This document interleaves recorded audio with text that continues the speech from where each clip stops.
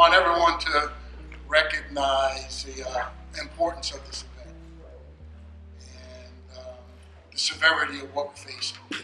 So with that said, it's also important to understand that this is going to be an uplifting event, an event of hope, an event of hearing different experiences, an event of success. I think too often we hear the message, and the message is hopeless. And this is not a hopeless evening. This is an evening of hope. Two people that I'm going to bring up next, John Michaud and Kim Vitale. Without these two individuals, believe me when I tell you, this event would not be taking place tonight. The amount of work that they put in and the amount of work that my staff put in, and support from the town and the community, and isn't that what it's all about at the end of the day? People helping people, right? And I can guarantee you this, somewhere today, this second, in our community, somebody needs help. Right? And we have to be able to recognize the need for all of us to be involved. That's how we're going to win the war. So with that, without further ado, I'll bring up John Michaud and Kim Vitale. Thank you.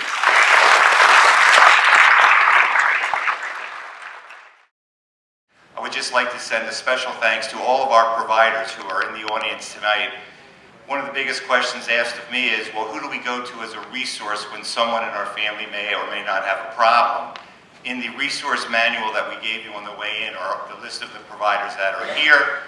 I encourage you all to speak with them individually or privately as you leave if you have any questions. I would also like to thank Jennifer Dixon, the publicity director here in Montville, who really publicizes this event better than I could ever imagine. Having said that, I will turn this over to Kimberly Vitale. We would especially like to thank everyone in attendance tonight. We are in the midst of an epidemic, and how we fight this is we come together as a community and fight this together. So we would like to thank everyone for coming out tonight. And at this time, I would like to turn it over to our Master of Ceremonies, former Denver Bronco, and representing the Futures of the Palm Beach, Vance Johnson.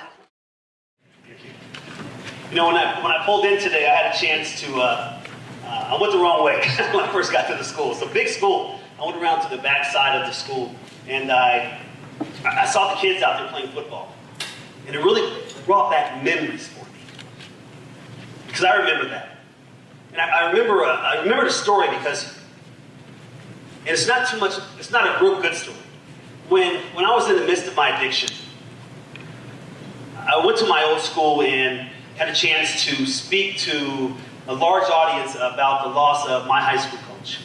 He died of cancer. He waited for 2 years to see me before his death, and I kept promising that I'd be there. And so thinking about him as a high school coach and watching the coaches out there with the kids today, it brought back that memory. I was still in my addiction when I spoke about him on the stage.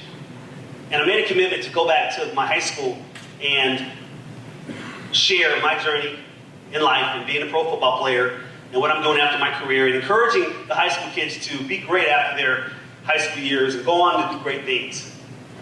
I didn't show up. There was about 15,000 people in the stands there at a school I pretty much built, and I was a no-show.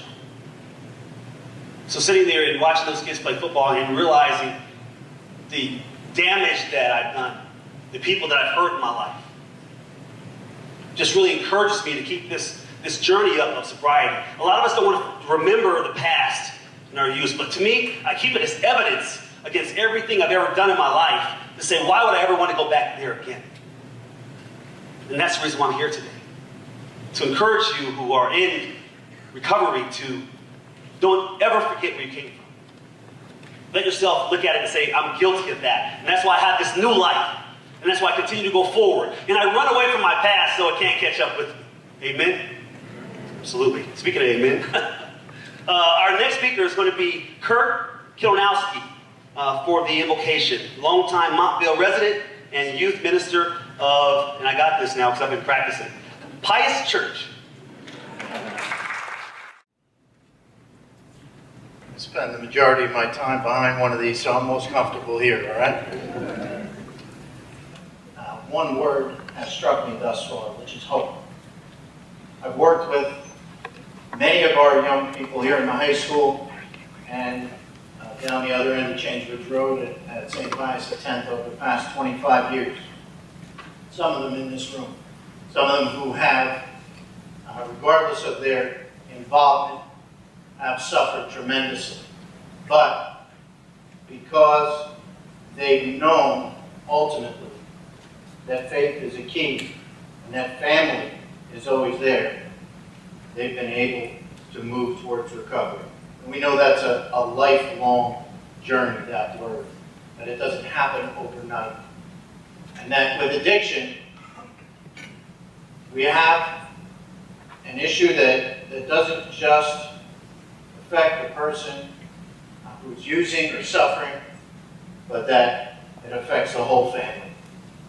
And I suppose, as Vance said, we are a family here. That probably makes me the crazy uncle at the table talking about Jesus all the time or something, but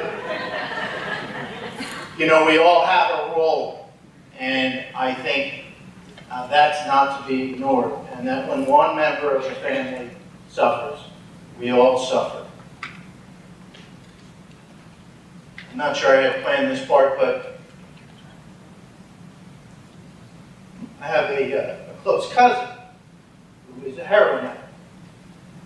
And in our family, our extended family, that's weighed heavily. He works with heavy machinery, and so his journey began with popping a few pain pills. From there, a little bit of Jack Daniels. And from there, something stronger. In between, his mother passed away, my godmother. His father died when he was just a baby. So without his family, he felt lost. The one I was surprised was affected the most in our extended family by his suffering was my mother. His godmother. She couldn't quite grasp, and forgive me for saying this, at her age, how he couldn't feel the love and support. That never would have occurred to her, that it wasn't just born in him and enough.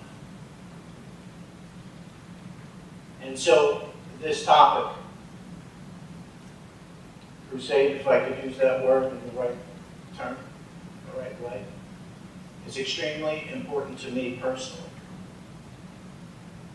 I'm sure just about everyone in the room has a story they could tell, whether it be something personal or a member of their family.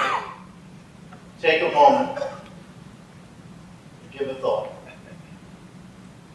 give something stronger, offer a prayer for that member of our family who's suffering. Know that inside, ultimately, that we need to offer hope. We need to encourage faith. Because if our mother is gone and our father is gone, those here on earth, that we have to turn to a higher power to help us get through.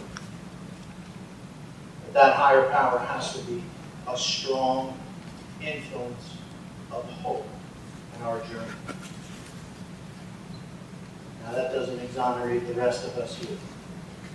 We need to preach that through our words and deeds. And tonight's a night where I think a lot of great people have already proven they're up here to do so.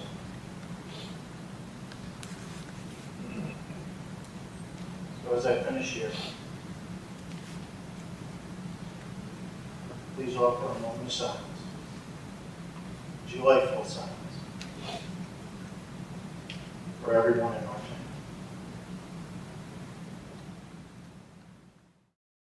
when I did finally crash, and I'm driving through this canyon, and I'm crying out to God to the top of my lungs, just, please help me with this addiction, because I can't do anything with it. I was powerless over it. Is when I heard it. And that's when I decided to make that commitment to get help. Now, some of you may look at me and frown at me now, but I have to be very transparent. It was my eighth ex-wife, who reached out to the NFL and said, this guy's killing us. And when I got a call from another former professional athlete down in Florida and made that commitment and got on that plane, I remember standing out there in the ocean and knowing that I never wanted to go back to where I was. And I had this moment of clarity. This is how Dr. Frank came in my life. I was there with about 7 other professional football players. Now, when I first flew out there to Florida, I really thought I was going to be on a beach and drinking a version of pina coladas and watching the girls play volleyball. That's what I thought I was going to do to get sober. But I was in a facility with 100 guys, and to me, being a professional athlete, they weren't like me. But I realized after crying out to this God again that we were all the same. We all had underlying issues. But when I got in there and I finally had the ears to hear, Dr. Frank walked up to me and made some comments to me. This broken, washed-up football player that said, that smile he had, you can do it. I believe in you. There's much left in there. There's a journey for you. And he started planting a seed every day that I saw him. And I started, can you help man crush?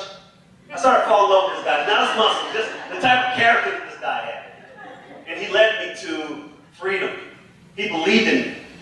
And he made sure he stayed in contact with me. And following his program when I was there in rehab was just nothing but invigorating and powerful. And he crossed so many boundaries with what the typical journey is for most people who are looking to get recovered. He led me this way. And that's the reason why I'm here today. He told me at that time, 4 years ago, that I would hopefully come back to New Jersey and be a part of this path with him. He planted that seed, and sometimes that's all it takes. Our next speaker is a New Jersey-based activist and author of Heroin is the Worst Thing That Ever Happened to Me. I had a chance to talk to this young lady, and I don't know her book, but I had a chance to talk to someone that read a little bit of her book. And it sounds like this family disease is truly a family disease. And sometimes being the addict, we don't really know what's going on, but the family always knows what's going on. And the family sometimes, if not more, suffer than the addict does. And we have to go on and try to pick up the pieces. So with that said, we'd like to ask Alicia Cook to come up and share her story. Thank you.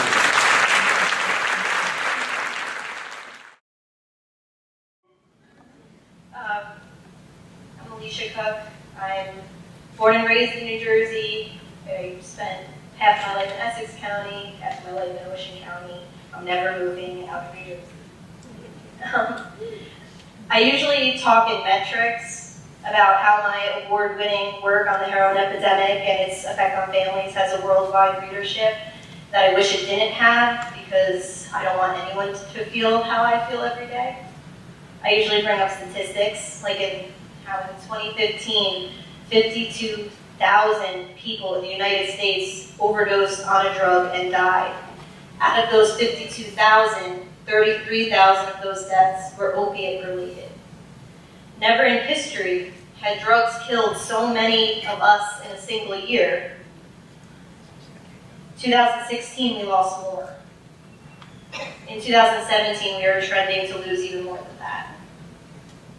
According to New York Magazine, the 52,000, the drug-induced death toll was so staggering it helped reduce life expectancy in the United States for the first time since 1993.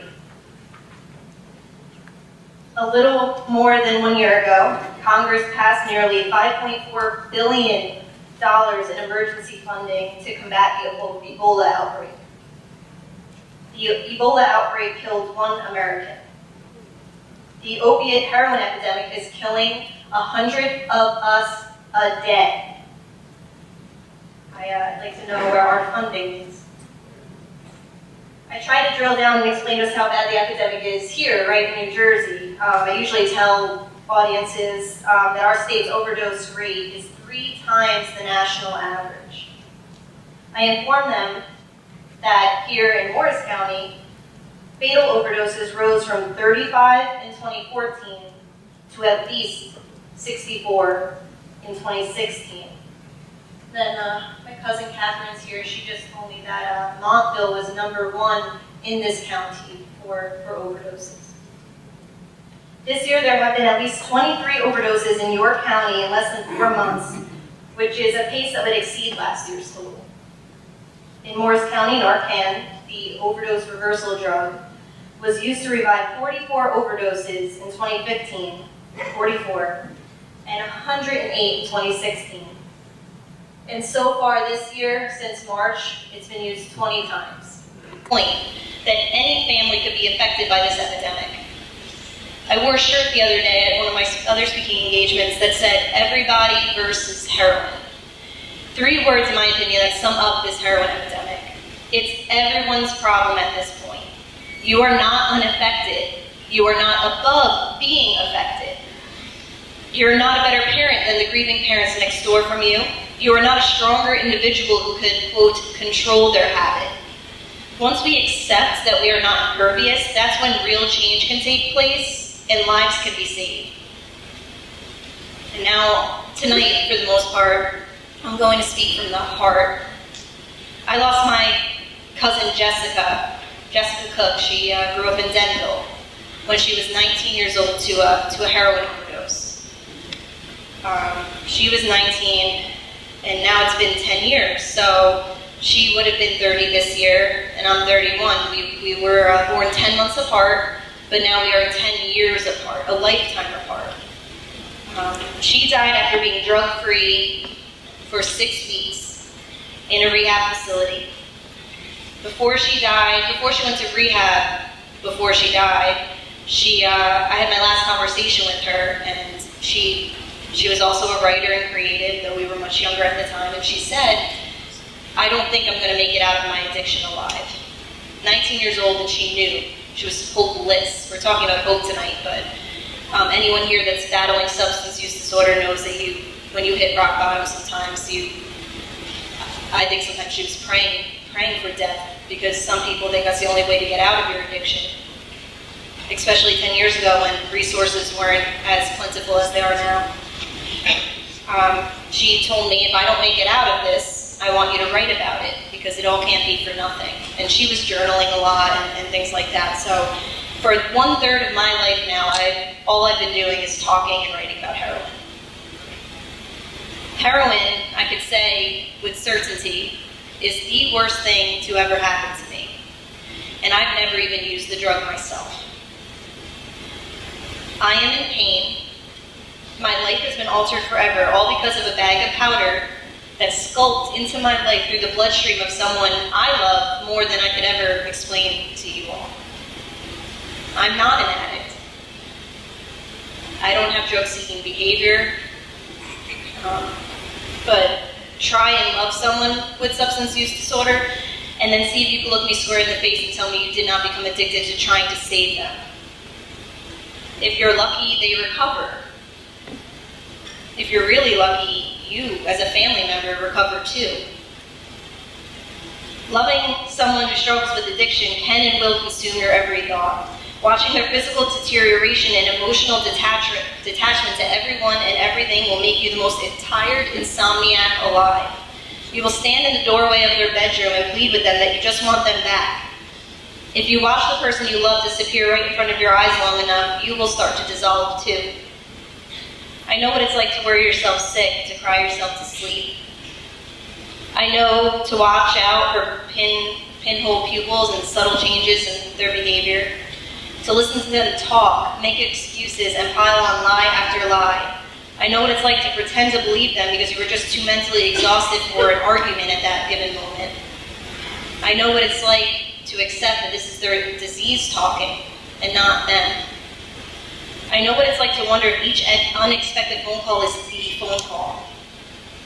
My family got one. I know what it's like to be hurt so badly and be made so sick, a part of you wishes you would just get the phone call if nothing is going to change.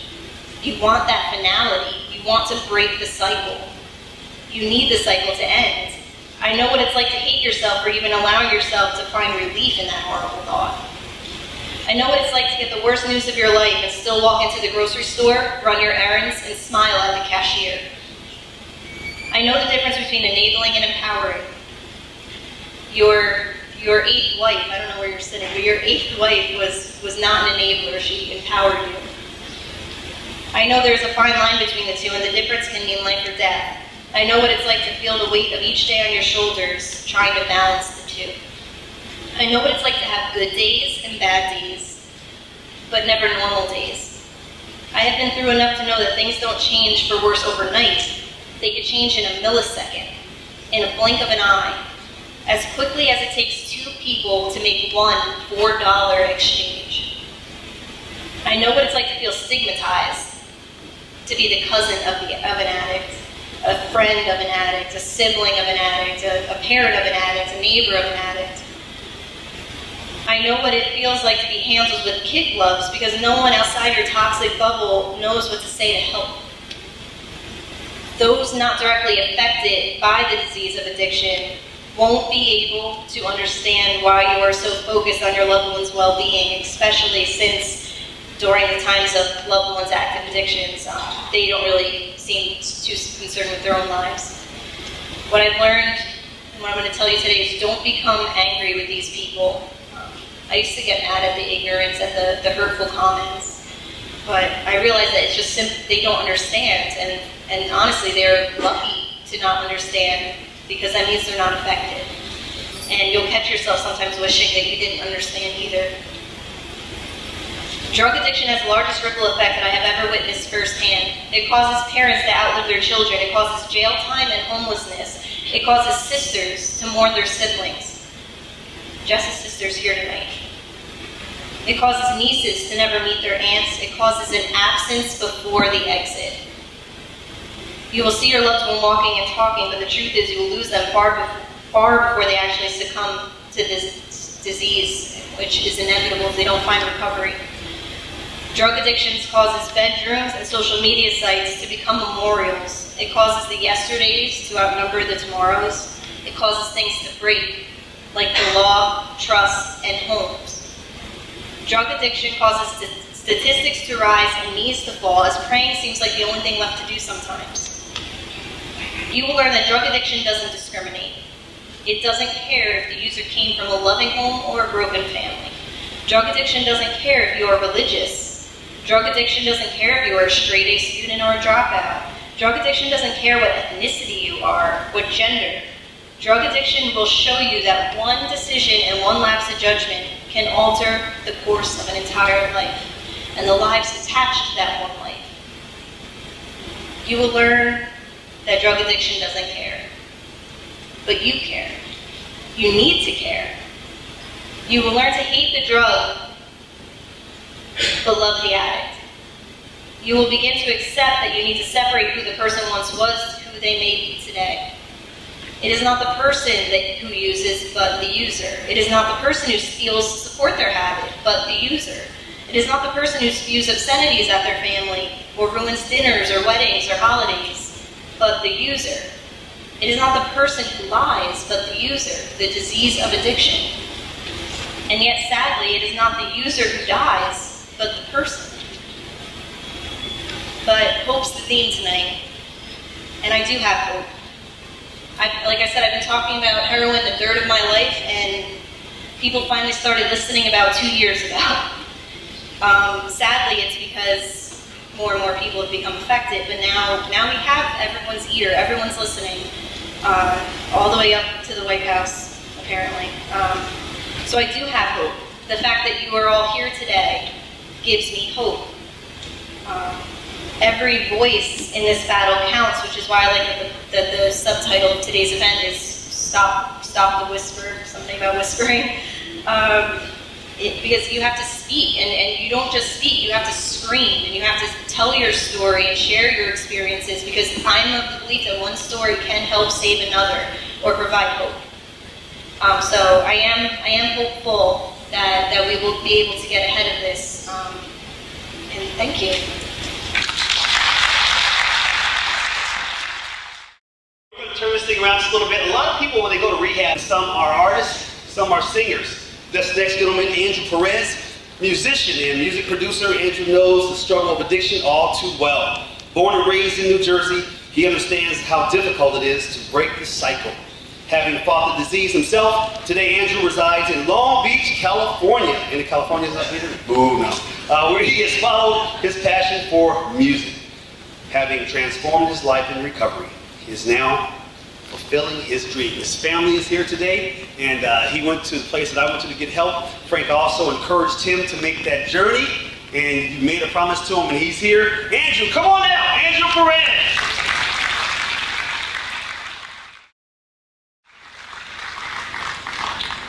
Hello, how is everybody? First of all, I want to thank, where's Frank at? Where's Frank? Frank, thank you so much for having me. This is crazy. It's crazy how dreams come reality. And Vance, you ever seen the movie, what's that movie, Benjamin Button? The guy who just keeps getting younger, that's Vance. I seen him 4 years ago, I swear to God, he looks 10 years younger. It's crazy, but you know, I'm truly blessed to be here today. Truly blessed to be here today. The craziest thing happened to me right before I came here. A couple months ago, I lost my grandmother, and me being the addict that I am, my family would only give me wood, not gold. I would pawn gold. I would pawn anything. I would steal. I would lie. I would do the most terrible things. And I could swear on everything in my heart that I lost this in the ocean a year and a half ago.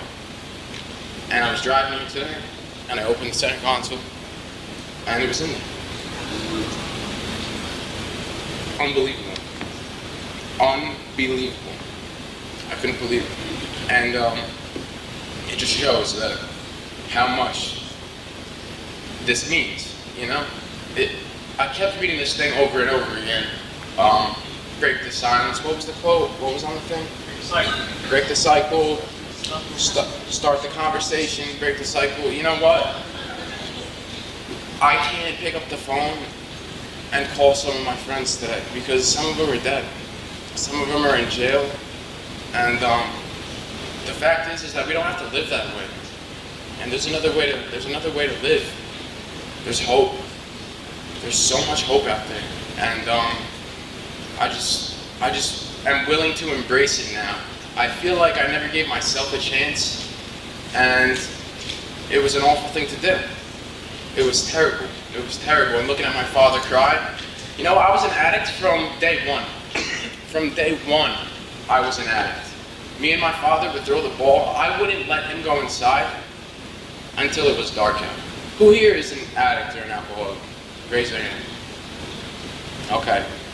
Who here has maybe an addiction? Maybe you drink coffee every day. Maybe, you know, you might, something like that. You drink, you know what I mean? Who? Come on. Come on. Okay. So in reality, we're all addicts. I just chose a really, really messed up way to represent that. So, it's not funny, but it is funny. Oh man.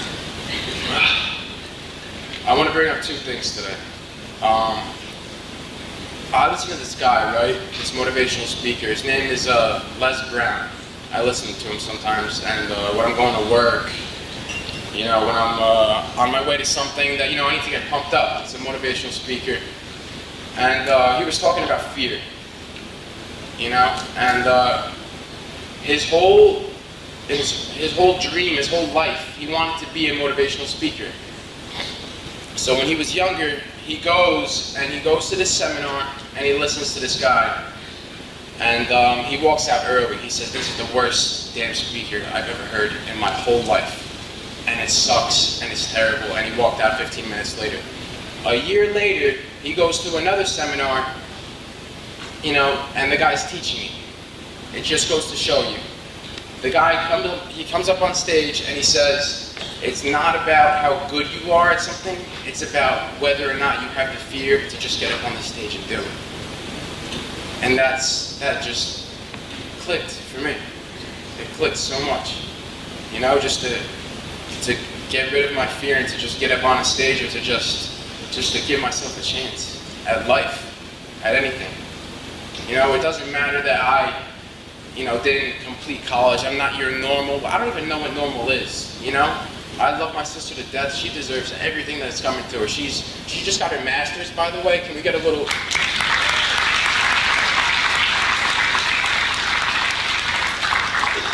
She deserves everything that's coming to her, but you know what?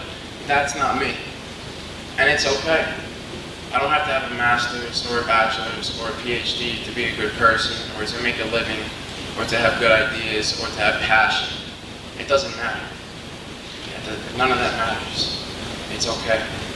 You know, and I can accept that today. I can definitely sit here today and say that I accept it. One other thing that I wanted to talk about, there's two things. Fear and...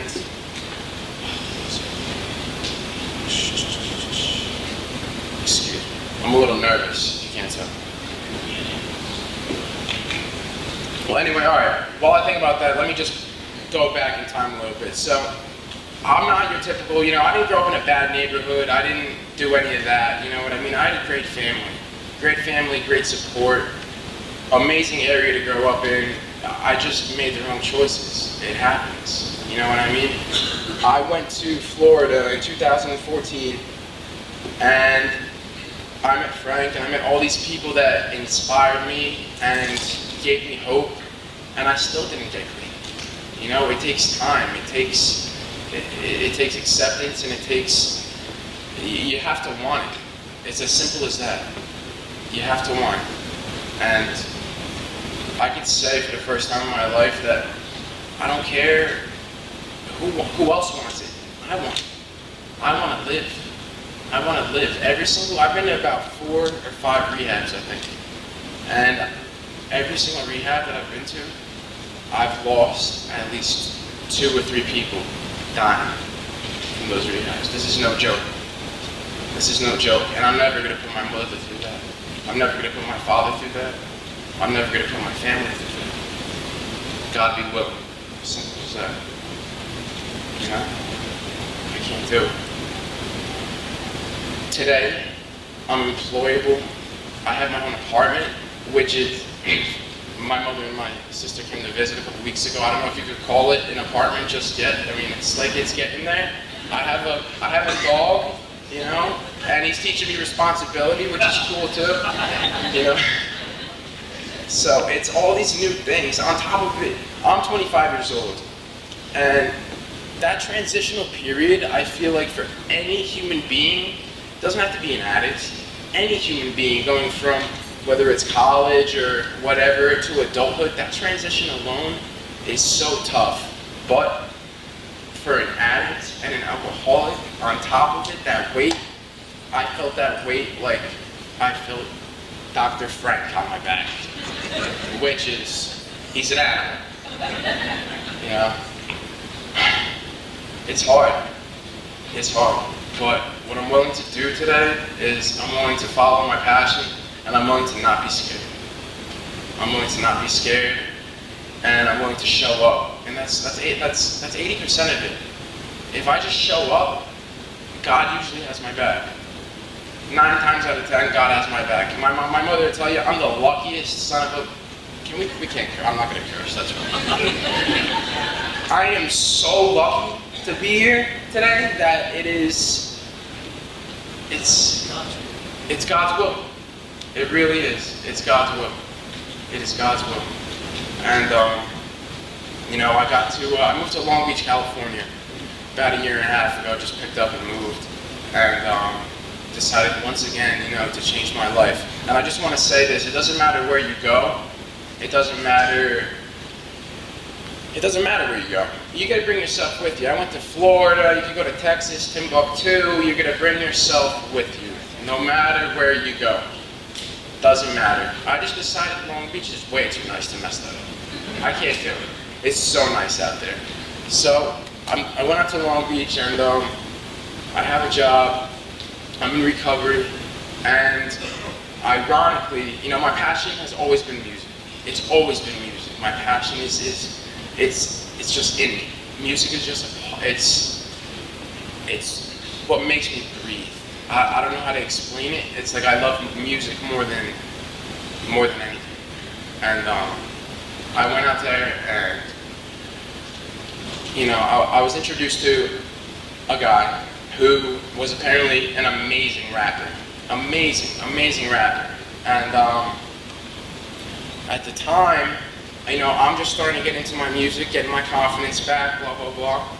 And this guy is addicted to methamphetamine, which is a crazy drug. I don't suggest it to anybody if you haven't tried it already. Nobody.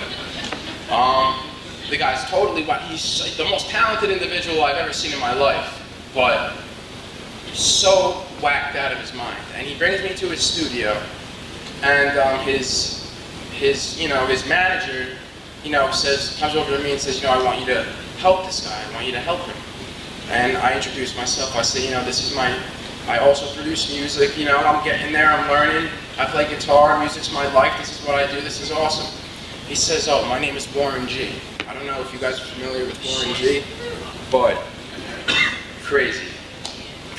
Got like 700 friggin' million followers on Instagram, whatever. This guy might buy one of my beats. You know what I mean? Like, it's a dream might become a reality. You know? I don't know yet. It might happen, it might not happen, but who cares? You know what I mean? The fact is that when you do the right thing, 90% of the time, it's gonna come back. Karma's good. I'm telling you, karma's really, really, really good. And I just appreciate it. Let me see, who's here today from my family? My mother didn't even tell me who's coming. My father, my grandfather's here. Bye. He speaks Portuguese, he probably has no idea what I'm saying, but it's okay. It's okay. As long as everybody's happy. I just want happiness in my family. I just want redemption. That's all I want, is redemption. That's all that any addict wants, is to just redeem themselves. You know, I wouldn't wish being an addict or an alcoholic or kicking heroin on anybody, on the person I hate the most in this world. It is like the flu times 100, and then when you're almost over it, I call it the dance with the devil. It's the dance with the devil. And as far as right now, the devil's losing.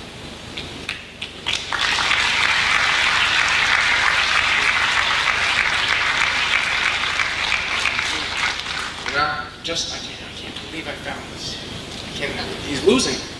You know, he's fucking losing. He's losing, that's it. He's losing. But what I want to do for you guys is, since music is my passion, I want to play you a few of my beats that you might possibly hear on the radio, you might not. Who knows? I don't really care. I'm having fun.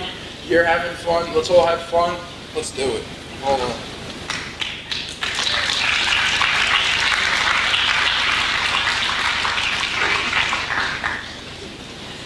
Is this thing on down here? Where's that going? Yeah?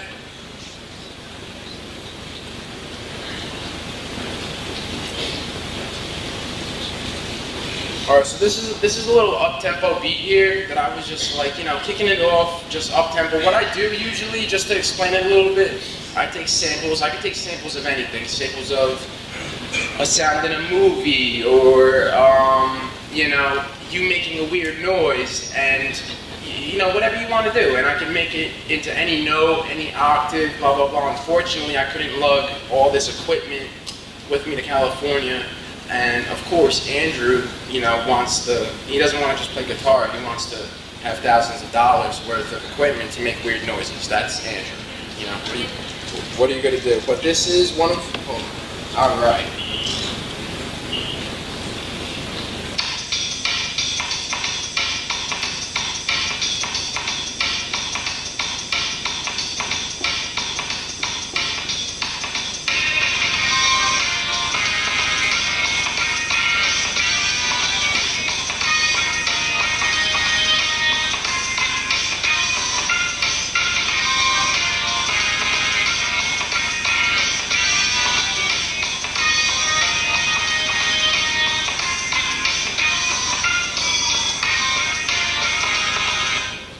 that's just one.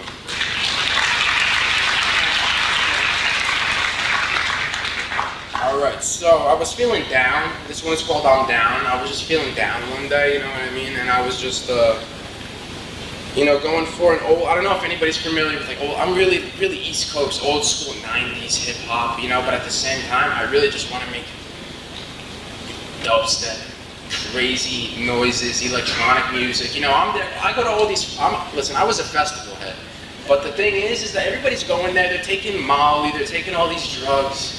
I'm there for the music. I love music, it's my passion, and it's just what I want to do. So one day I was feeling down, and this is just an old school 90s beat. This is what I consider maybe like a Jay Dilla, a Biggie Smalls kind of thing. Kind of dig something like that.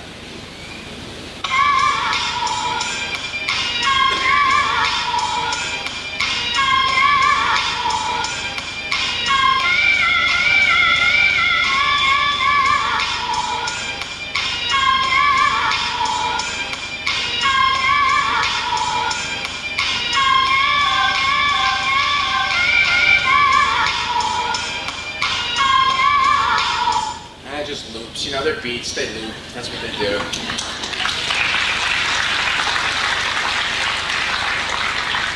So what I could also do is I could also take live sounds, which I love to do. My father was a musician as well. He was a trumpet player, very good mariachi, the whole deal. I'm not into the whole mariachi thing, but I'm into horns. I like incorporating the horns into my music, you know what I mean? But this one, I incorporated, guitar was my first love, ever. My first love. I incorporated the guitar into this, and just kind of a southern feel to it. So let me know what you think.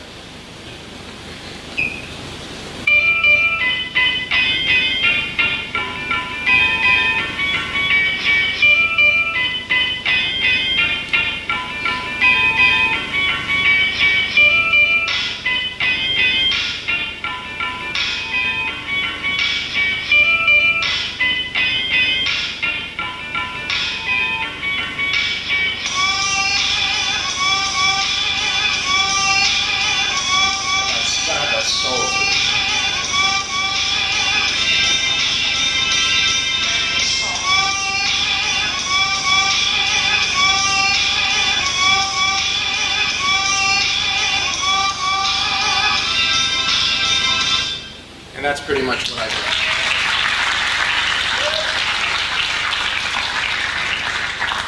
Well, let me talk a little bit of recovery here. Anybody who's struggling, anybody who's, anybody who's down and out, thinks they're down and out. I've been down and out. I've been homeless on the streets with a perfectly good home. I've been to places that I would never tell my mother I've been, and there's a way out. It's as simple as that, is that there is a way out, and you just have to embrace it, and you just have to listen. If you just take a little bit of advice, and you just show up, I guarantee you, you're gonna get something out of it, something's gonna happen, some sign, something. And whether it's now or in 10 years, God be willing, you will see it. God bless you all. Thank you so much.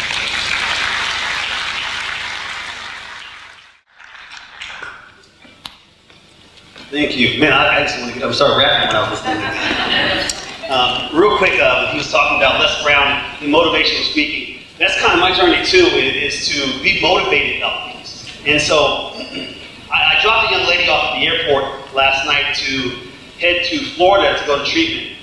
I picked her up down in South Jersey, and on the way I just wanted to really pour myself out to her so she would be motivated going into this facility to get all the help that she needed.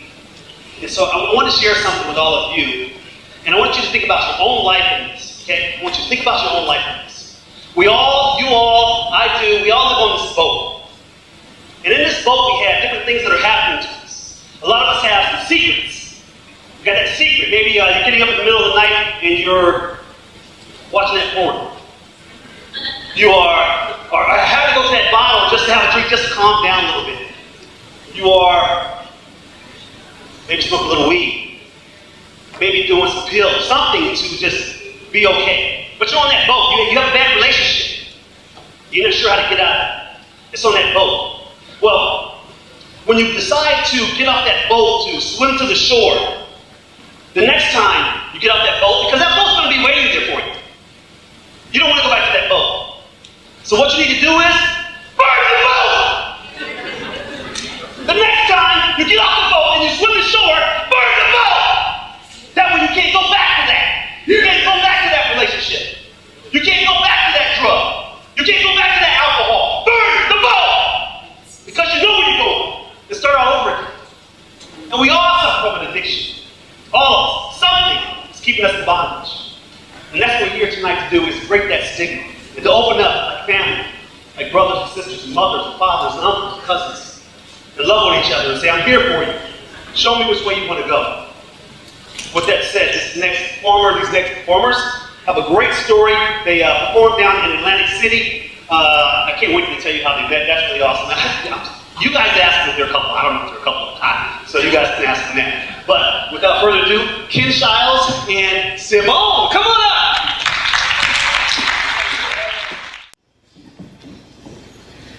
So, thank you everybody for coming out. My name's Simone. I am a person in recovery, and we're going to be playing some music for you guys, but you know, I just want to say before we start, you know, when I was in my addiction, I always looked for the day that like I would really be able to, you know, share my music with people, and being in recovery and being able to do that has definitely been a gift. So, I don't know, I always try to include like parts of my story and kind of, you know, because music for people, it brings up emotions and it brings up things, and you know, you hear a song and it can tell a story that you can relate to, and I'm really grateful that we get to do that. So this first song we're going to play is a song we wrote called Off the Ship. Vance was just talking about burn the boats. And Burn the boats! It was funny. I love it. Hope you guys enjoy.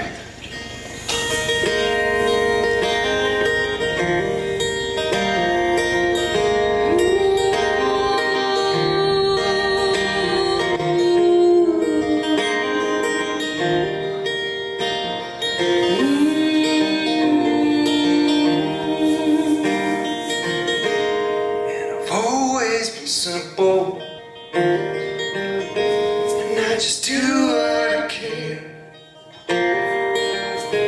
I've always wanted different, but I am who I am.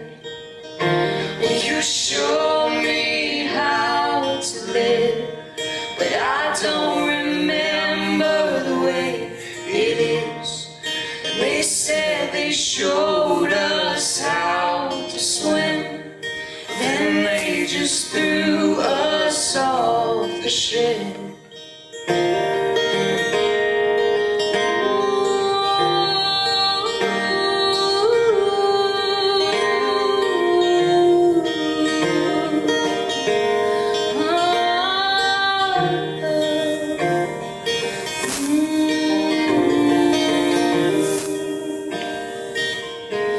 This life, it ain't easy,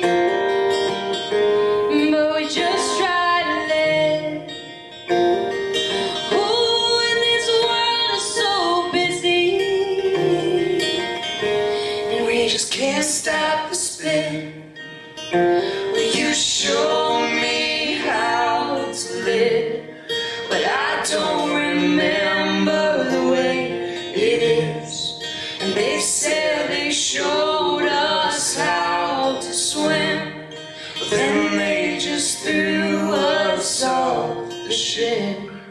But then they just threw us off the ship.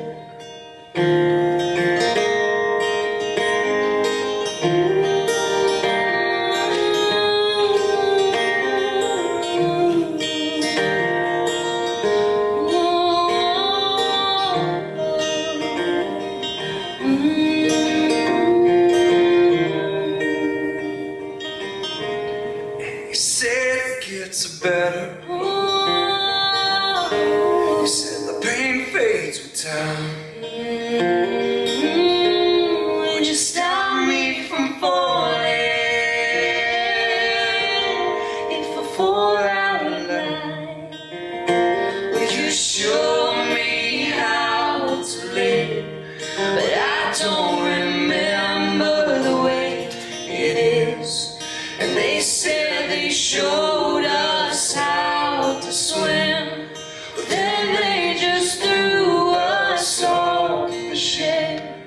And you said you show me how to live, but I don't remember the way it is. And they said they showed us how to swim, but then they just threw us on the ship.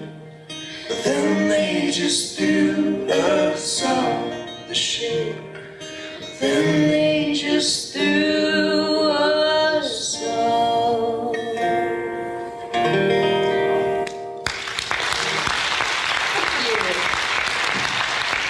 So, Ken and I met a little less than 2 years ago. I had just freshly gotten out of rehab. I had less than 30 days, and I had moved into a sober living.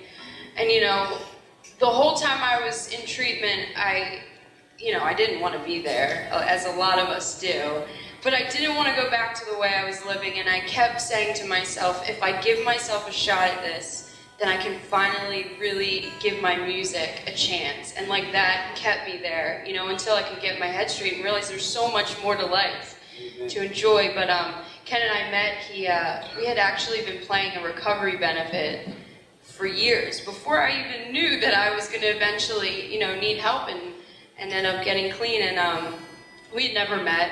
We would like cross paths at these shows, and then when I got out of treatment, he was like, Yeah, so... Go ahead, I'll let you tell a little bit of the story. So the first time, my first year at the benefit, she had been doing it for like 5 years at the time.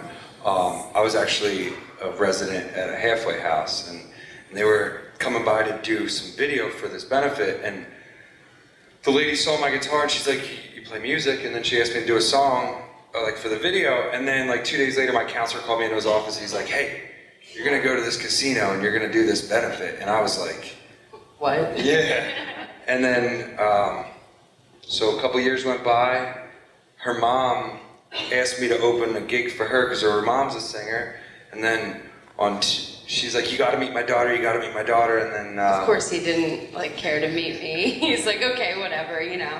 But then, you know, I moved into the area and we somehow got hooked up, and we've been playing together ever since. So, but it's incredible how like music is so healing, you know, for me, and I know for other people. And being in recovery, we get to share that and also share our music. So what do you got now? Day trip? Yeah. We got another, go ahead. This is another song we wrote. All these songs are songs that we've written, and with the exception of maybe one. Yeah, we might do one we didn't write.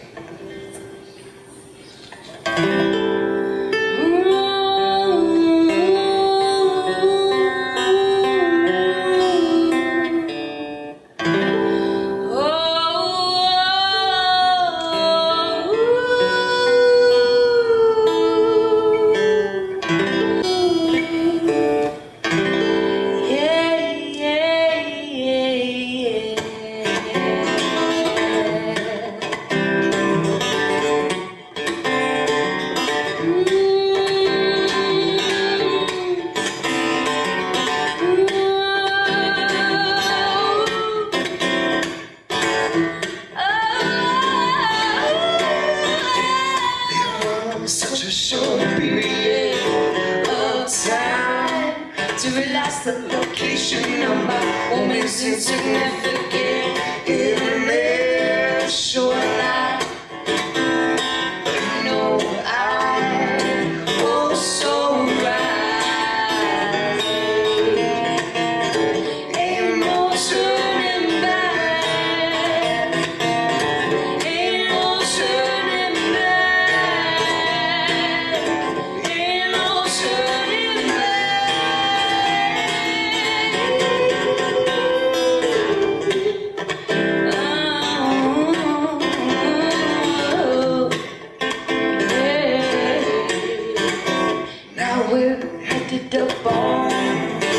Up to town. I know this is like the end, but it just wraps around and it's back again. Right where we started from.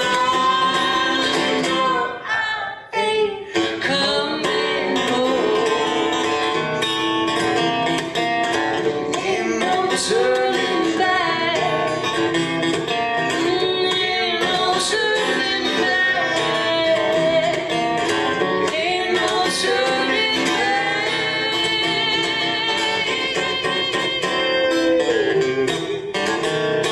Ooh, so pack your bags and jump in the van.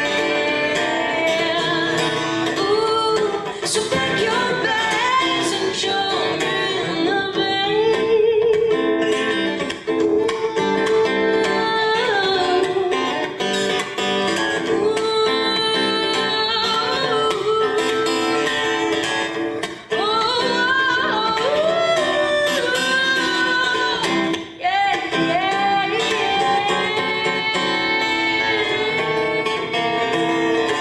Ain't no turning back.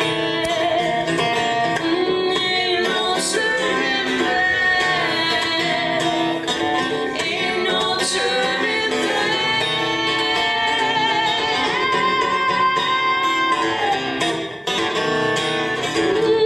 So pack your bags. Oh, jump in the van. So pack your bags and jump in the van.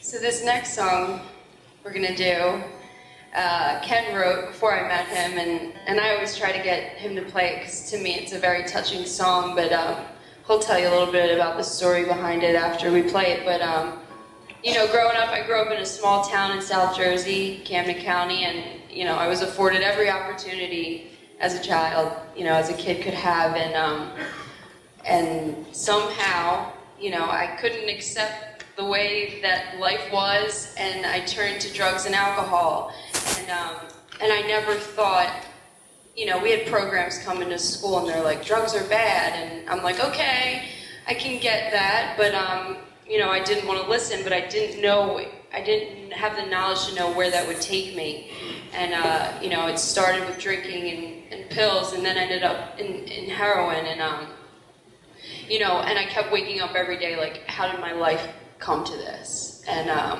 you know, we both have, this is a family disease, you know, I have people in my family, and Ken will explain a little bit of his background, but you know, this touches a lot of people, and when we're using, we don't realize that, and it took me coming into recovery to see how like my addiction affected my family and those around me. So you want to do this one? Sure. All This is actually, this song's called Driftwood, and this was the first song I ever wrote. I was 15, and like she said, it's a family thing. My mom has been, as long as I remember, and sure enough, I followed right behind her. And I remember when I wrote this song, I was miserable. I mean, and I wrote this song for my mom, and it's later in life, it kind of was more, it kind of took on new meaning. Yeah. So, yeah, so this song's called Driftwood.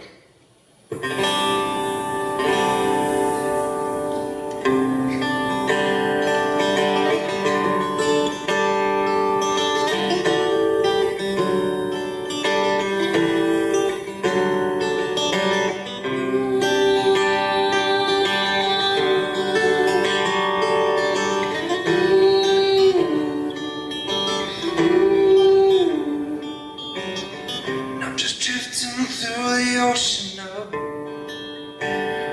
my mind, and I've been floating through the light blue seas of your eyes.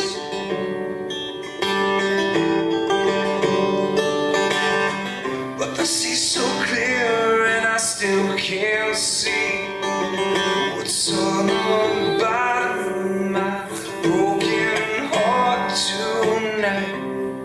And I fear if I can't see, well, that I find myself drifting away, drifting away. It doesn't seem so bad.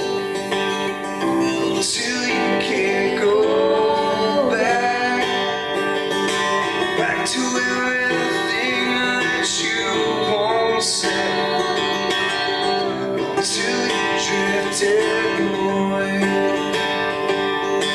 Maybe one day, well, these tides will change, yeah.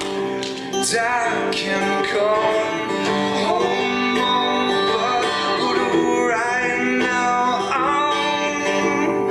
I'm stuck here, and all I have is you.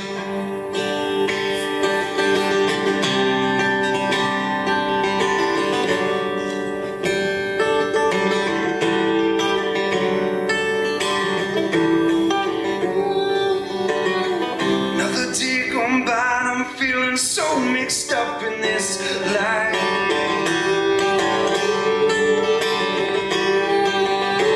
Just living one day to the next day, not knowing what tomorrow brings for me.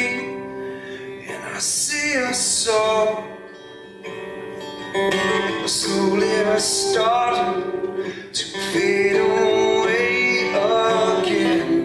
And I fear if I can't see that I find myself drifting away, doesn't seem so bad till you can't go back to everything that you once had, till you drifted away. Maybe one day these tides will change, and I can come home, but right now I'm stuck here, and all I have is you.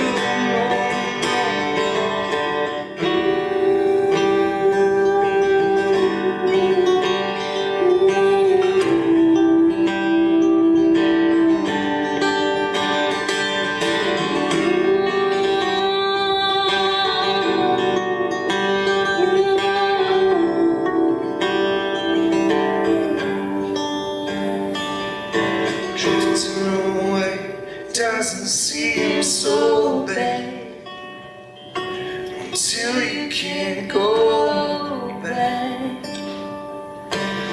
to everything that you once said, until you drifted away. Maybe one day these tides will change, and I can come home, but right now I'm stuck here, and all I have is you.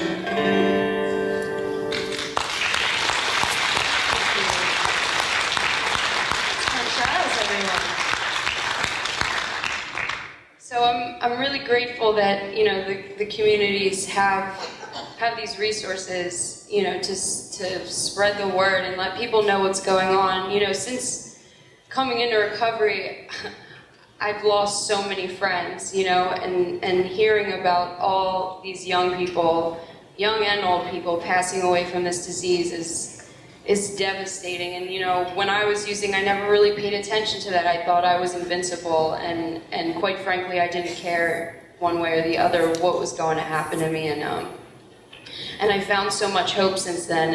And like I've been trying to say, like, the music is such a big part of that. And to be able to come here and share a little bit of my experience and share my music is truly a gift. So. What are you thinking? We like to just kind of go with the flow when we're on stage, feel things out, see what we want to play. Well, not a song we wrote, but so when I met her, like I said, I was on drug court, and I couldn't. Yeah, I am a drug court graduate, and.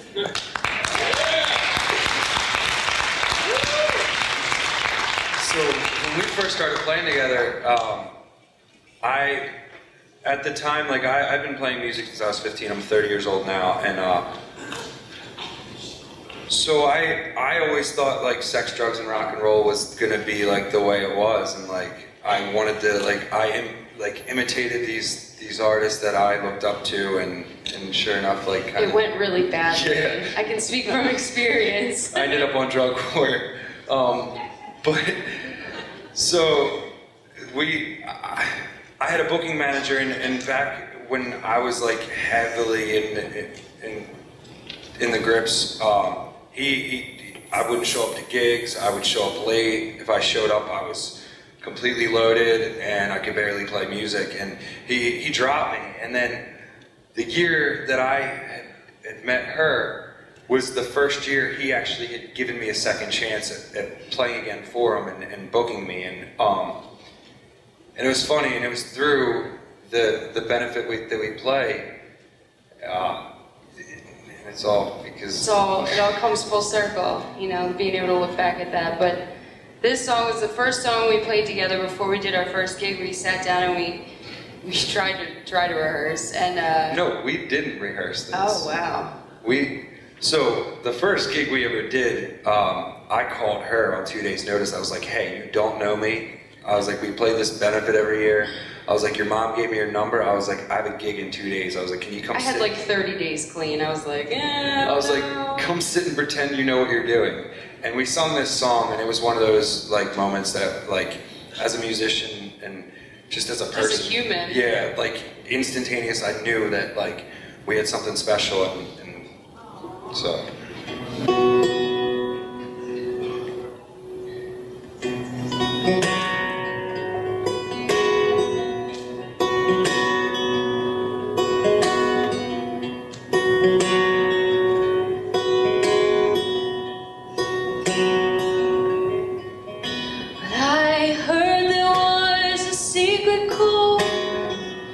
David played and it plays alone, but you don't really care for music, do you? When it goes like this, the fourth, the fifth, the minor fall and the major lift, it's the baffled king composing hallelujah.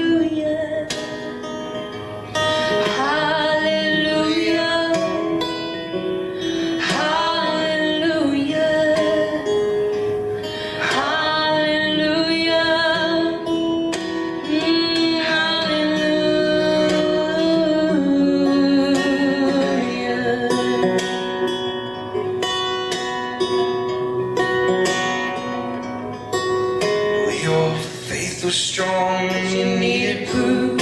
You saw her bathing on the roof, her beauty and the moonlight overthrew you, and she tied you to her kitchen chair. She broke your throne and she cut your hair, and from your lips we drew this hallelujah.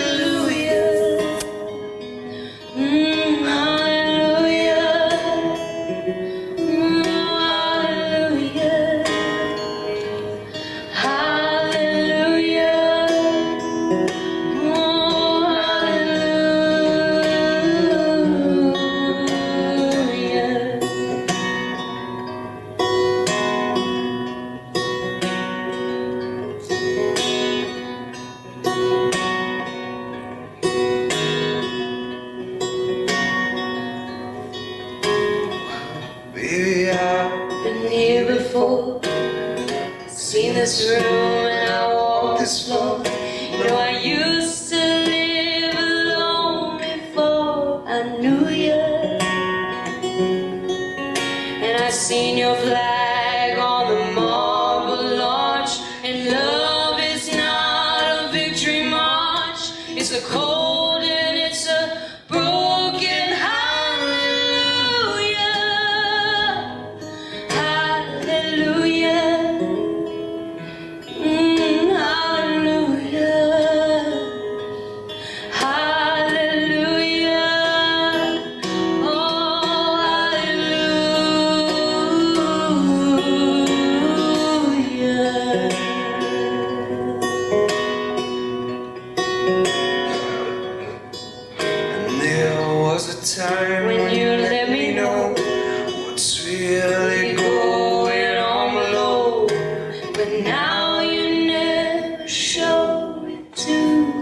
you.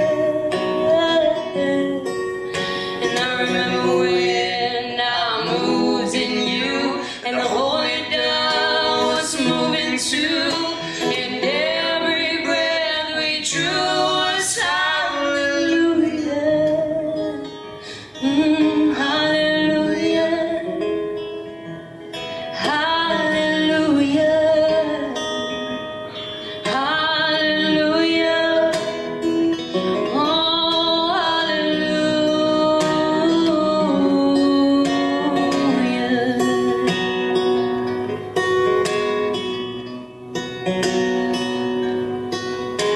Well, maybe there's a God above, and all I've ever learned from love was how to shoot somebody who outdrew you. And it's not a cry that you'll hear at night. It's not someone who's seen the light. It's a cold and it's a broken hallelujah. Hallelujah. Hallelujah.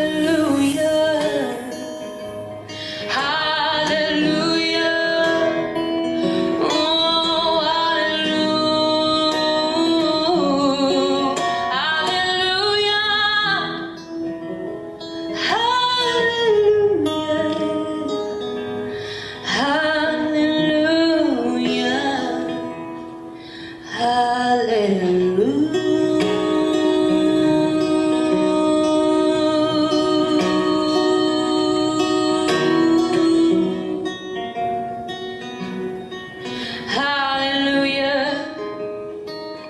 Oh, hallelujah. Hallelujah.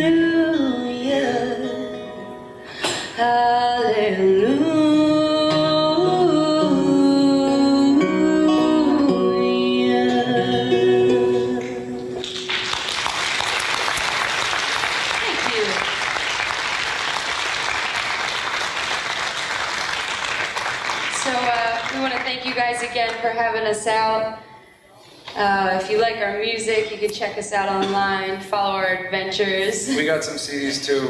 Come see us afterwards. We'll be out there somewhere. Yeah, if you're ever down the shore, come out and hang with us. We're clean, sober, having fun. It's an incredible thing to be able to live and share this beautiful thing called music. So thank you guys so much. Wow, that was amazing, guys. Those guys are amazing. The next speaker, as I started to think about this brother, I just almost started crying because when I left rehab, I sat there just waiting for a phone call from somebody, and when I got that call, it was inspired because this next speaker, this gentleman, had mentioned my name to possibly offer me a chance to get back on my feet again. Because I had nothing. My restaurant was, my parents had a hostile takeover, and so I was jobless and homeless and wifeless. That's another story. So I got a call to go back out to Florida. And it was because Dr. Frank said when they were implementing this program, the SORFIT program, that he had met Vance Johnson, and he might be key to this program. And so I went out there and got this job, and I was offered, I was being paid by another company, so it was only a couple $100 a week and a bus pass. And I was so happy to get that. A former millionaire, now catching a bus down the streets of Lake Worth to work every day. But I had a chance, an opportunity, it was because of the seed that he planted in me. And then after I left, a year later, which was a year ago, I was actually offered a chance to come to Jersey again, to be a part of this Ground Zero, this community to bring hope. And he gave me a car to drive. And he helped me out with my family. He didn't really ask anything from me. He just wanted to be a part of that. He saved so many lives, and I'm sure he's touched so many of you. And I hope and I encourage you to use his facilities at New Pathway to offer hope to your loved ones who are looking to have a lifetime of sobriety. Because he is the key. And in the scripture, there's a guy named Paul, and he has a follower named Timothy. He has all these guys that are wanting to be pastors. And Paul says, be like me. And so he makes these apostles of people who believe in Christ Jesus. Our brother Frank makes apostles for people who want to be sober and apostles of sobriety. And I'm one of those apostles of his. So without further ado, please, a warm welcome to Dr. Frank Matthews. Please. I love you, Frank.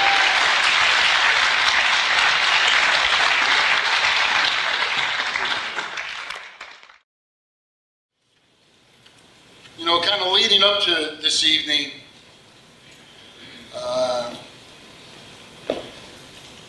everyone was asking me, hey, are you excited? You know, are you getting ready for the event? And I'm usually pretty good with these things, you know, and I enjoy giving my testimony, and I enjoy sharing my experience, strength, and hope. But this is a little surreal, and I'll tell you why. Been in town 50 years. And when we started talking about what it is we're going to do, I was in the office with John, and I said, you know, the only way this is going to work is to start one person, one community at a time. One person, one community at a time. You know, when I moved to town, there was no Montville High School. I think I was the first person or the first graduating class that came in as freshmen out as seniors in the building. Changebridge Road was dirt. We used to buy our milk and eggs at O'Dowd's Dairy, right? There was cows right over there, right? It was Central School, not Lazar, right? And you know, if we got adventurous, we cut out of school and jump over the electronic fence and try not to get zapped, you know, and run between the cows. 40 years ago today, I was on this stage. Accepting a nomination to the United States Naval Academy, which I ultimately didn't accept. But I can tell you this, myself included, the last person or any member of the audience that night, my family included, no one thought that I would suffer from the disease of addiction.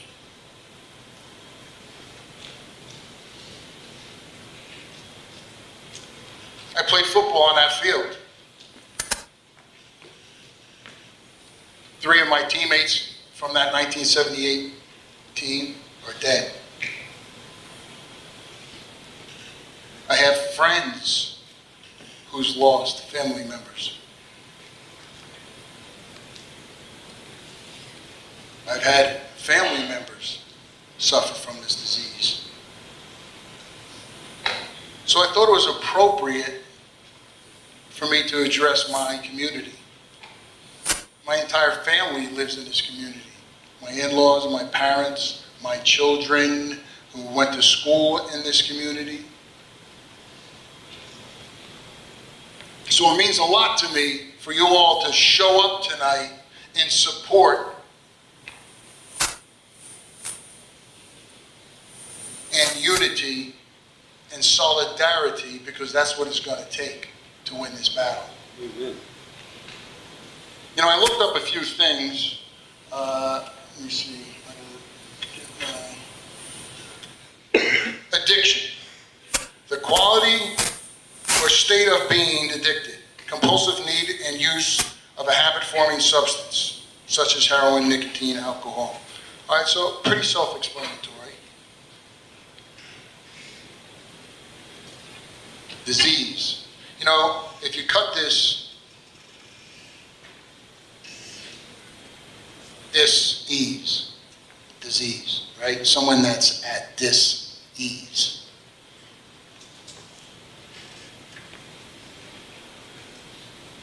An illness that affects a person, animal, or plant. A condition that prevents the body or mind from working normally. So I'm looking at this. Now, I'm reading it, you're reading it, Webster's Dictionary. And And I'm looking at it, and I'm like, you know, there's something missing. Prevents the body or the mind from working normally. And then the second thing, problem that a person, group, organization, or society has and cannot stop. Sounds like our community, sounds like every community, right? What is everyone talking about? 50,000 people, 60,000 people, a person every day. A problem that a person, group, organization, or society cannot stop. Anyway, body or mind from working normally. What's the missing piece?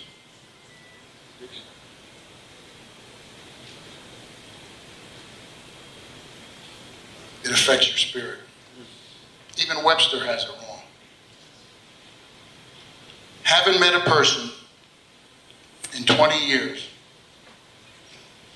that suffers from the disease of addiction that doesn't have a hole in their spirit.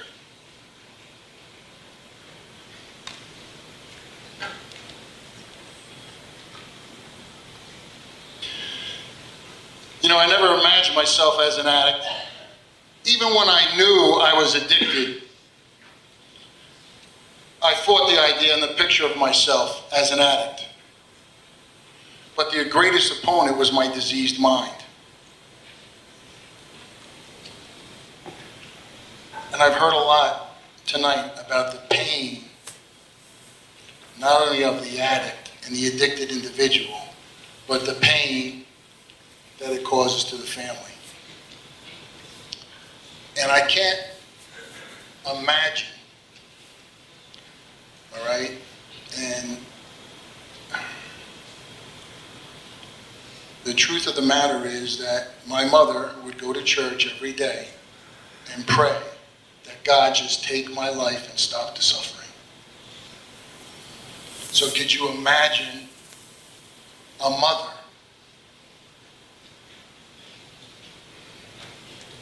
asking for that to stop the suffering? The damage and the carnage and the wreckage that transpires as a result of the diseased mind. And this wasn't something that I chose. The truth be told, I can't even tell you how, I know how it started, obviously, because I put substances in my body. Never dreamed that it would get to the extent that it did. It was just the way that I was wired. I can remember the first time that I ever put a substance in my body. I was 12 years old. And I can tell you that it didn't really affect me one way or another, other than the fact that I thought I liked it.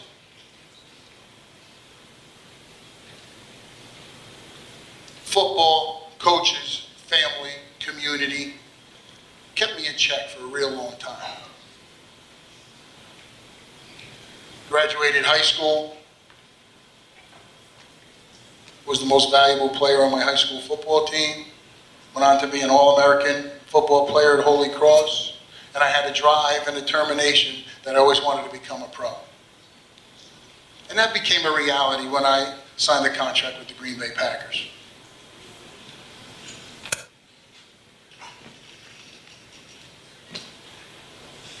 I went on to play 2 more years in the USFL, right here in New Jersey, came home.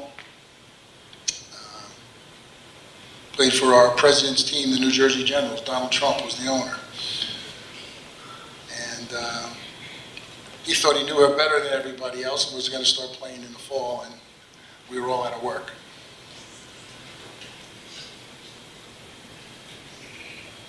Went on to play with the Detroit Lions and suffered an injury. Not that I was a stranger to taking pain medication, because if I was injured, I would take pain medication and do what I needed to do what I was thought born to do, right? Play a game.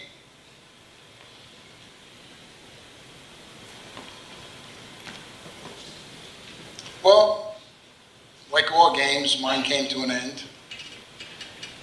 And I think that's when things started kind of going sideways a little bit. Lost my identity, wasn't at ease with myself. And, all the things and all the wonderful things that had happened to me up to that point, there was always something missing. And slowly but surely, I lost control.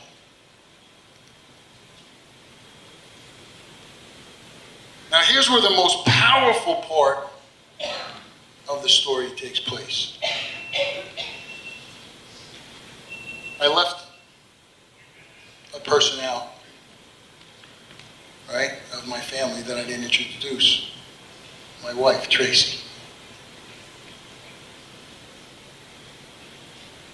She was the only person on earth that had the faith in me that I was going to come out of that home. Obviously, my immediate family always wished me the best, but I don't even know that they were so sure, what the next step was. And I can't thank you enough, and you know how grateful I am that you had the strength and the conviction and to not give up. Thank you. I love you.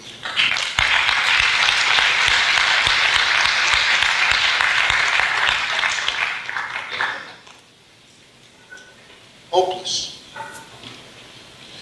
Having no expectation of good or success. Despairing. Giving no reason to expect good or success. Giving no ground for hope. Desperate.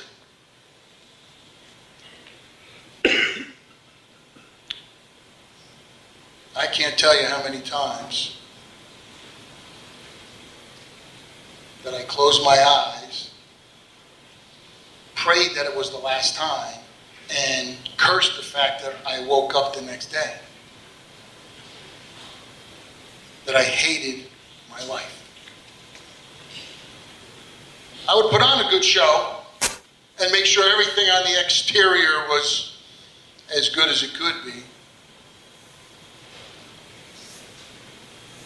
But it was relentless. Faith. A mother's faith. A wife's faith. A family's faith. A community's faith. My faith instilled in me by my family saved me.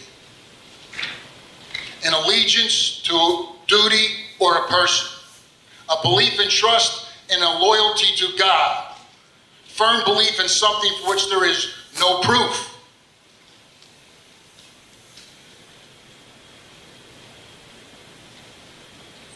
Enemy. I told you initially when we started this event tonight that we were at war.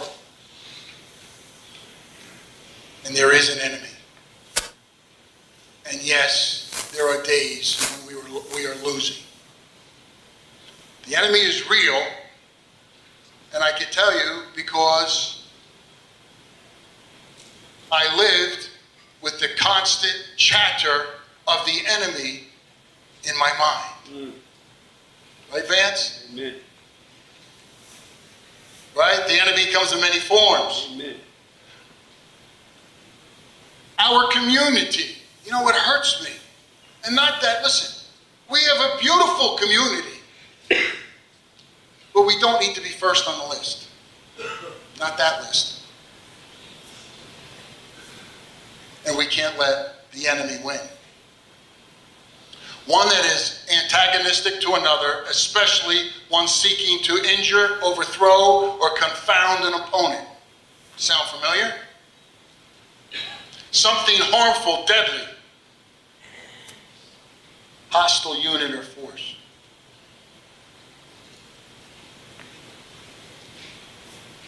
Then I came upon this quote.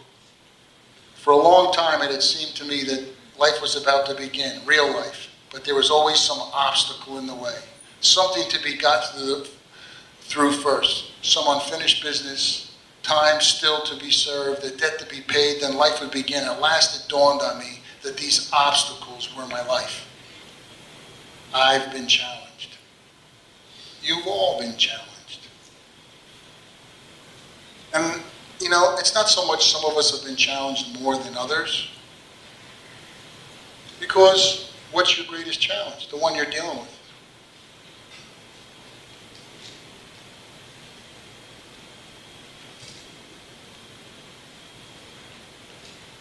There is no challenge that you cannot overcome.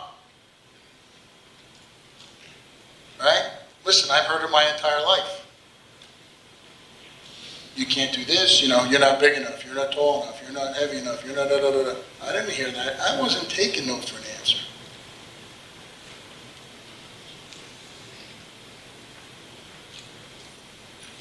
And I wasn't about to throw everything that God gave me away to be defeated by an enemy.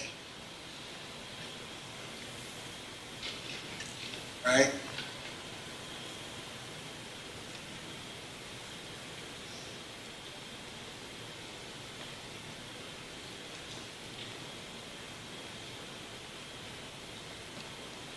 Every morning, I would wake up,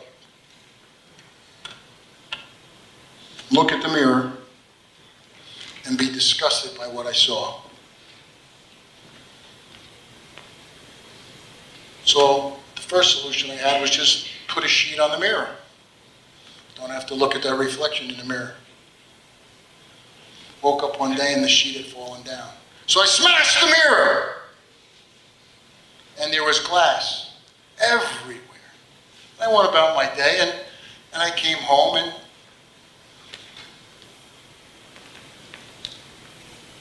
started picking up the glass. And I realized that was my life, those broken pieces of glass. Now, what I didn't know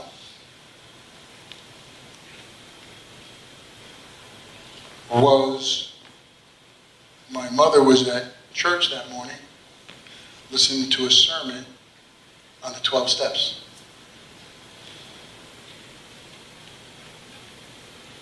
And I just happened to call, and they just happened to call me back and say, this is what you need to do.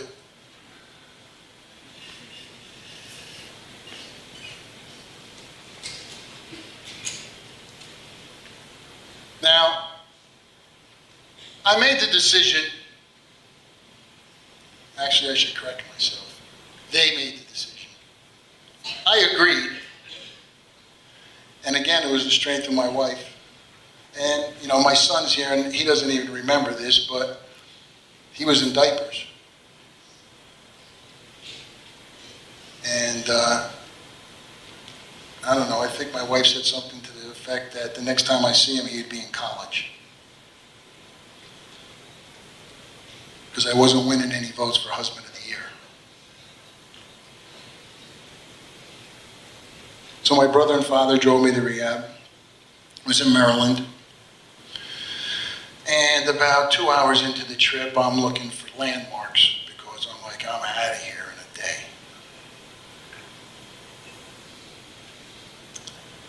And I got there and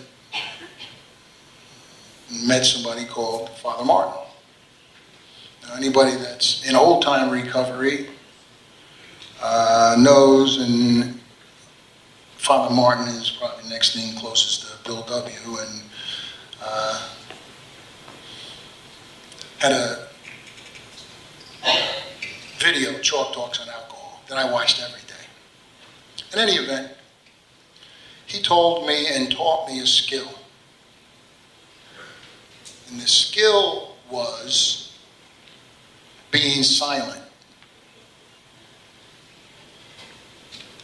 And I can tell you that was probably one of the hardest things that I could ever attempt, was to sit in silence. Because in silence you can't hide. In silence you see all the scars and the wounds. And he's the first person that planted that seed that eventually led to SoreFit. Right? He said, you have to get comfortable being uncomfortable, Frank.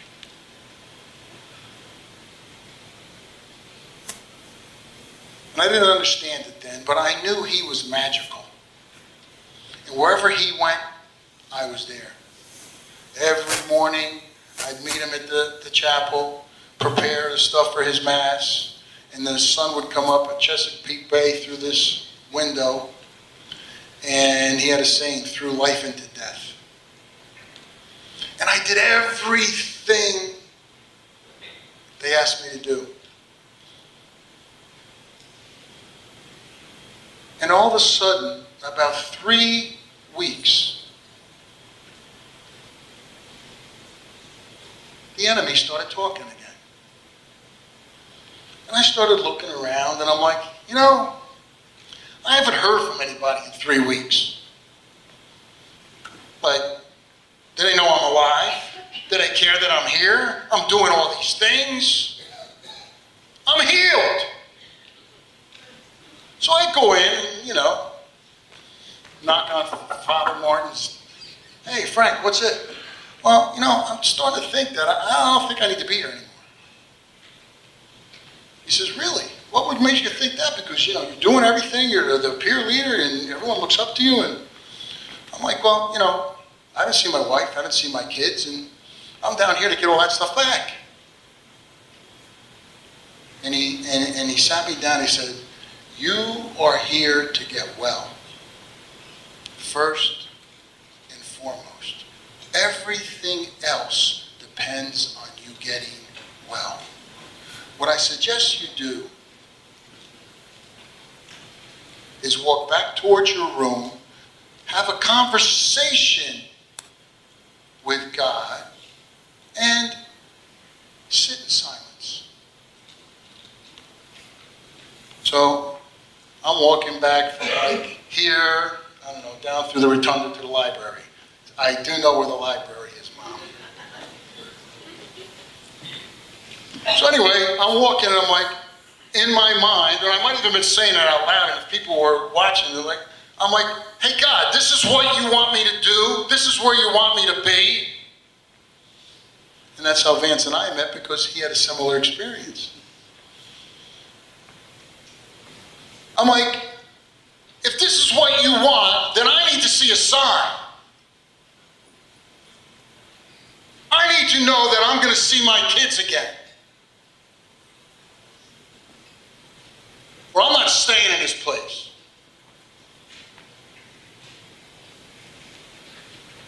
And I just started walking, counting my steps. And then all of a sudden, a little girl, a little older, about 4.5 years old, pigtails, starts running across the field saying, Daddy, this is my daughter, Alexandra. My wife had found the strength to bring my kids to see me.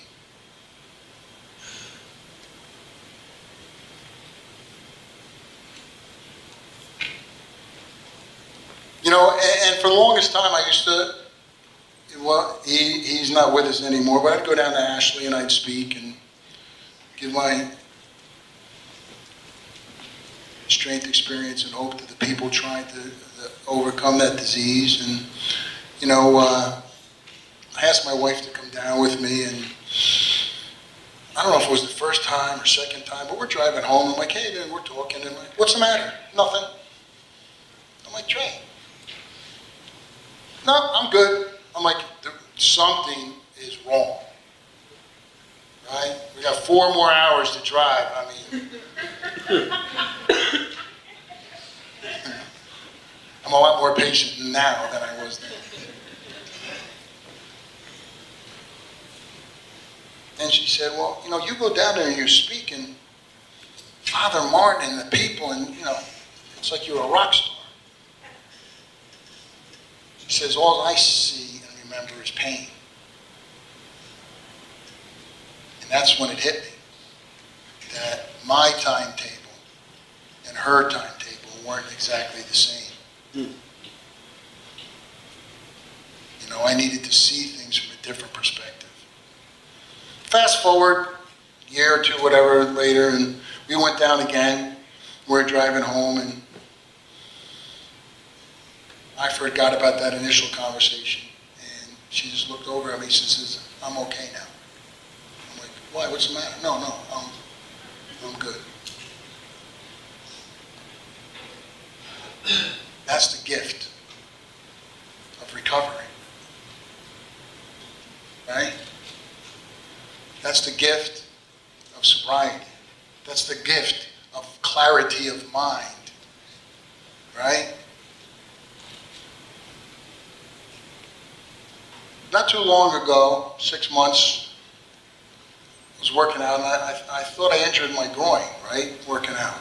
And then about a week went by, 2 weeks went by, 3 weeks went by, and I'm not healing, and I heal fast, you know. I mean, I'm working out, I'm doing all these things, and so I go see the doctor, and he says, well, I have good news and bad news. I'm like, well, I'm a good news guy, give me the good news. All your muscles, ligaments, tendons, they're in great shape. I'm like, well, then what's the bad news? Because my leg hurts like hell. He goes, well, you have arthritis in your hip. All right, what do we do about that? Well, you know, there's nothing you can do, really. I mean, you know, you've been abusing yourself, and with the football and the knee surgery and your shoulder, I mean, it's just, you know, you're 56, not 26. Well, I bring that story up because I went and investigated some alternative methods of healing, and things were a lot better than they were. But when I was going to the orthopedic surgeon, right, to figure out how I'm going to fix my hip and how I'm going to live the rest of my life, right, with arthritis in my hip, where would I go? The yellow paint? No, I went to an expert because I wanted the best care.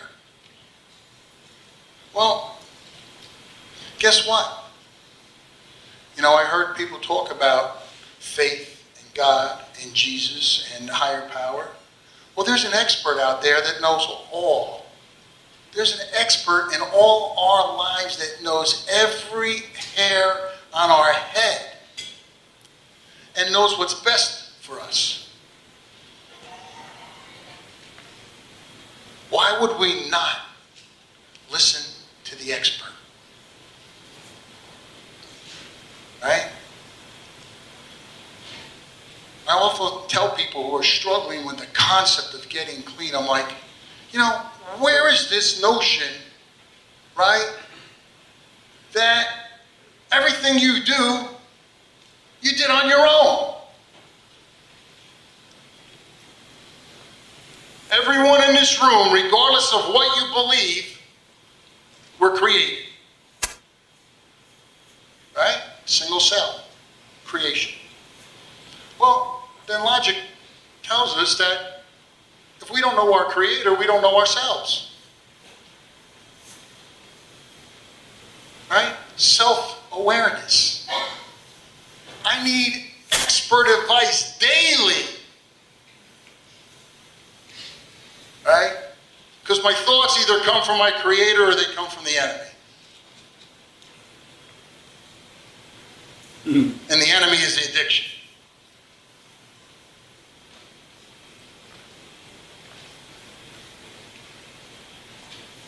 What counts in life is not the mere fact that we have lived, it is what difference we have made to the lives of others that will determine the significance of the life we lead. The difference we have made to the lives of others that will determine the significance of the life we lead. So, in conclusion to my part of the evening, and afterwards we're going to have a question and answer. So I think that anyone that has a question to answer with our panel that's coming up here to answer those things that you may have, it might be a good idea. But in a show of solidarity, in a show of commitment to the community, I would like everybody to stand. If you're committed, right? If we're committed and we're community, then tonight we take a stand. Right? And I know, I'm aware Lucianne handed out some bracelets, right? I think some people have them, you may not. Or in your program, or even if you know it by rote memory, is that I would like to conclude my portion of this event by having everyone join me in the Serenity Prayer. And with that being said, God, grant me the serenity to accept the things I cannot change, courage to change the things I can, and the wisdom to know the difference. Thank you. She had some vibes for me. I had no vibes for her. I know that, She pressed them onto me. I have some vibes for her.